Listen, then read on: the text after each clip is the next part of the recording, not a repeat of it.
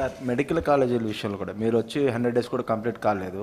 అంటే లాస్ట్ గవర్నమెంట్లో తీసుకొచ్చిన మెడికల్ కాలేజీలు ఆగిపోతున్నాయి. తర్వాత మెడికల్ సీట్స్ అన్ని ఆయన ఇచ్చిన జీవో ఒకసారి చదువుకోమనండి.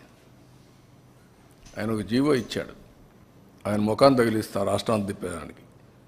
ఆ జీవో పెట్టి ముఖంలో తగిలిస్తే ఆ జీవోని కాకుండా ఏం అమలు చేసావో చెప్పాలండి పోలే. నేను స్ట్రైట్ కోసం అంటే ఆయన బాడీకి గట్టేసి తిప్పుతాం ఆ జీవోని. ఏ జీవో ఇచ్చాడో మీరే చదువుకోండి ఒకసారి పేపర్ వాళ్ళు. మీరు కూడా చదివితే మీకు కూడా ఒక ఐడియా వస్తుంది. అప్పుడు నేను చెప్తాను.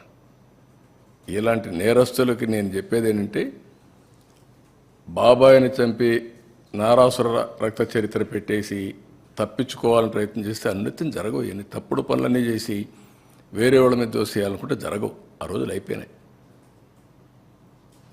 చెవికి కట్టి చూపిస్తాను ఊరంతా తిప్పి, పిచ్చి పిచ్చిగా అనుకుంటున్నా. ఏం చేసావో అన్నీ కూడా అంత ఈజీగా ఆలోచించద్దండి. నోటుకొచ్చేట్టు మాట్లాడడం. నిన్న ఏం చేశారో అది మర్చిపోయి ఈరోజు దాని మీద వాళ్ళు విమర్శించే పరిస్థితికి వచ్చారు.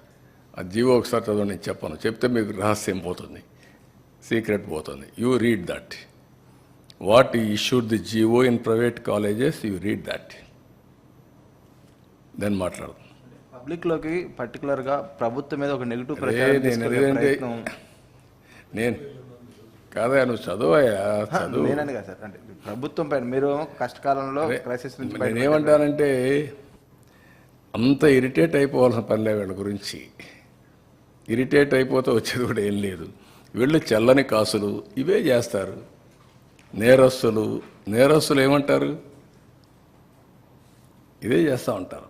మీరు గుర్తుపెట్టుకోవాల్సింది, ప్రజాహితం కోసం కొంతమంది పనిచేస్తే ప్రజలకు ద్రోహం చేయడానికి కొంతమంది పనిచేస్తూ ఉంటారు.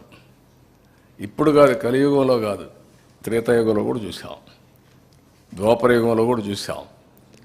ఆ రోజు కూడా యజ్ఞాలు చేసేవాళ్ళు రాజులు, రాక్షసులు వచ్చి చెడగొట్టేవాళ్ళు. రాక్షసుల మీద పోరాడుతూ యజ్ఞాలు చేసే పరిస్థితి ఇప్పుడంతే. It is a continuous process. Will fight it out.